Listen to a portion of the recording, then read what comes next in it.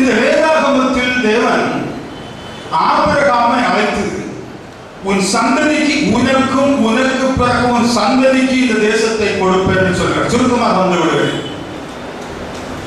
அது அந்த சந்ததி ஈசாக்கு இல்லாதிருக்கும் பொழுது அந்த ஈசாக்கு இந்த ராஜ்யத்தை கொடுப்பேன் சொல்கிறார். ஆனால் ஆவிக்குரியபடியாக பரிசுத்த ஆவியானவர் பவுல் அப்போஸ்தலனை வெளிப்படுத்துகிறார். கலாத்தியர் 3ஆம் அதிகாரம் 16ஆம் வசனத்தில் ஆபிரகாமுக்கும் அவன் சந்ததிக்கும் என்று வாக்குத்தத்தம் பண்ணப்பட்டன. சந்ததிகளுக்கு என்று அநேகரை குறித்து சொல்லாமல் உன் சந்ததிக்கு என்று ஒருவரை குறித்து சொல்லி இருக்கிறது. அந்த சந்ததி கிறிஸ்துவே. அல்லேலூயா, அல்லேலூயா. இந்த சந்ததிக்கு பிள்ளைகளாக வராத எந்த ஒரு மனிதனாக இருந்தாலும் இந்த வேதாகமத்துக்குள் வர முடியாது. தேவ ராஜ்யத்தை சொந்தமாக்க முடியும். இதை புரிந்து கொள்ளுங்கள். இந்த வேதாகமம் முழுவதும் அந்த ஒரு வசனத்தில் இருக்கிறது. அடுத்ததாக இந்த தேவாதி தேவன் நம்மை எதற்காக தெரிந்து கொள்கிறார்? தேவனுக்கு நாமம் இல்லை என்று சொல்கிறோம். ஏராளம் இருக்கிறார்கள். தேவனுடைய அல்லது கர்த்தருடைய நாமத்தை தொழுது கொள்ள ஆரம்பித்தார்கள். நம்மை எதற்காக அவர் தேர்ந்தெடுக்கிறார்? வாசியுங்கள் அப்போஸ்தலர் 15ஆம் அதிகாரம் 14 முதல் 16 வரை. நம்மை எதற்காக தேவன் தெரிந்து கொள்கிறார்? அப்போஸ்தலர் நடவடிக்கைகள் 15ஆம் அதிகாரம் 14 முதல் 16 வரை. தேவன் புற ஜாதிகளினின்று தம்முடைய பதவிக்காக அல்ல, பிதா என்ற பதவிக்காக அல்ல, குமாரன் என்ற பதவிக்காக அல்ல, பரிசுத்தர் என்ற பதவிக்காக அல்ல, தம்முடைய நாமத்திற்காக ஒரு ஜனத்தை தெரிந்து கொள்ளும்படி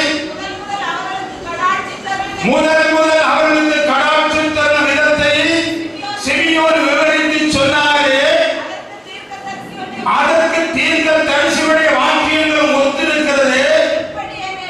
அந்த வாக்கியம் எப்படி எனில் எல்லா மனிதர்களும் என்னுடைய நாமம் தரிக்கப்படும் சகல ஜாதிகளும்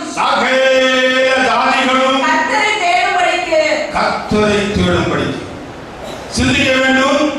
தேவன் எதற்காக நம்மை தெரிந்து கொள்கிறார்? அவருடைய நாமத்திற்காக. அப்படியானால் தேவனுக்கு ஒரு நாமம் இருக்கிறது. இது தேவனுக்கு நாமம் இல்லை என்று சொல்கிறவர்கள் இருக்கிறார்கள். தேவனுக்கு அநேக நாமங்கள் என்று சொல்கிறவர்கள் இருக்கிறார்கள். அப்படியானால் இந்த வசனத்தை என்ன செய்வது? தேவன் தமது நாமத்திற்காக, அவருடைய நாமத்திற்காக நம்மை தெரிந்து கொள்கிறார். இதை நாம் அத்தனை பேரும் அறிந்திருக்க வேண்டும். மட்டுமல்ல, அவருடைய நாமம் தரிக்கப்பட்ட, நமக்கு நாமம் தரிக்கப்பட்டிருக்க வேண்டும்.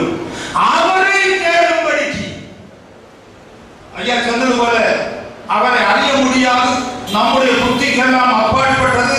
கர்த்தரை தனியாக கண்டுபிடிக்க வேண்டும் என்று பரிசுத்த வேதாகமம் சொல்கிறது. பவுல் அப்போஸ்தலன் சொல்கிறார், நாங்கள் எங்கே பிரசங்கியாமல் கிறிஸ்து இயேசுவை கர்த்தர் என்று பிரசங்கிக்கிறோம். அல்லேலூயா, அல்லேலூயா. கர்த்தரே ஆண்டவர். இதை நாம் தெரிந்திருக்க வேண்டும். ஆகவே தேவன் தம்முடைய நாமத்திற்காகத்தான் ஒரு ஜனத்தை தெரிந்து கொள்கிறார். அதற்கு தீர்க்கதரிசனம் என்ன சொல்கிறது? ஏசாயா தீர்க்கதரிசி ஒரு தீர்க்கதரிசனத்தை எழுதி வைத்திருக்கிறார். ஏசாயா 43:7 தேவன் கர்த்தர் அவர் உருவாக்கி படைத்த ஜனத்தை நான்